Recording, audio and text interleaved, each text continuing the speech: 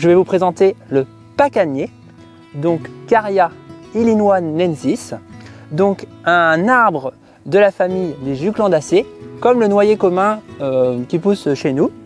Donc on est sur vraiment un arbre qui peut monter dans la nature à 15-20 mètres de haut. C'est une plante d'Amérique du Nord, au sud des États-Unis et aussi au nord du Mexique. Donc c'est un arbre qui est très résistant au froid. Il va pouvoir résister à des températures de moins 20 degrés. Pour la mise à fruit, il a besoin d'été chaud et d'automne doux. Donc avec le réchauffement climatique, on peut voir que ça fonctionne. Là, il a fructifié. La partie extérieure qu'on appelle la broue. Voilà. Là, on retrouve une noix. Et à l'intérieur, on a une amande.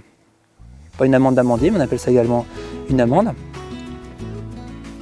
Et du coup, c'est un fruit qui est très très bon et qui est très riche en bons gras, en acides gras insaturés. L'écosystème de base du pacanier, ça va être des sols profonds et assez humides. Voilà. Si on veut que la plante se développe dans nos jardins, il va falloir de l'humidité.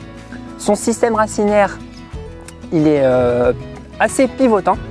C'est pour ça que nous, on le cultive dans des pots hauts, ici, des conteneurs de 7 litres. Donc vraiment, on va retrouver cette plante voilà, en bord de rivière, ce qu'on appelle en ripisylve, au bord de l'eau.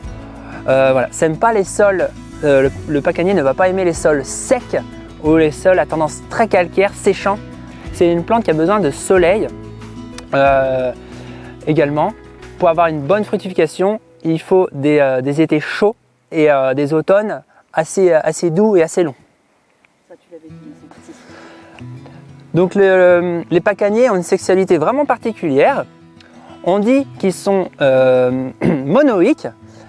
Donc ils ont bien des fleurs mâles et femelles sur la plante. Celle-ci a les fleurs mâles et femelles, mais pas au même endroit.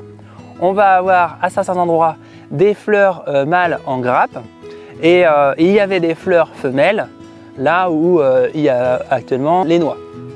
Et ce qu'il y a de spécifique chez le pacanier, c'est que les fleurs mâles et femelles ne s'ouvrent pas en même temps. Donc, les scientifiques ont classé les pacaniers en deux groupes. Le groupe A, donc le groupe des protandres où les fleurs mâles apparaissent avant les fleurs femelles, et le groupe B, le groupe des protogènes où les fleurs femelles arrivent avant les fleurs mâles.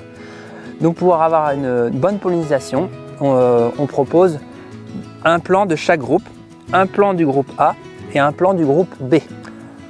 La floraison des pacaniers s'étale de mars à mai et la récolte des noix de pécan se fait de septembre à octobre. Donc en moyenne, en pleine nature, les pacaniers issus de semis vont donner des fruits en général au bout d'une dizaine d'années, voire plus.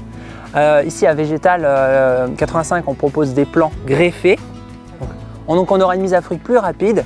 Comme les plants sont greffés, en général, au bout de 4 à 6 ans, on peut compter avoir quelques noix de pécan. L'arbre est très très beau en feuilles. Il faut imaginer des grandes feuilles composées, assez longues, un peu comme une grande feuille de frêne. C'est vraiment un très bel arbre au jardin. Ça peut faire également un très bel arbre d'ornement qui est vraiment magnifique.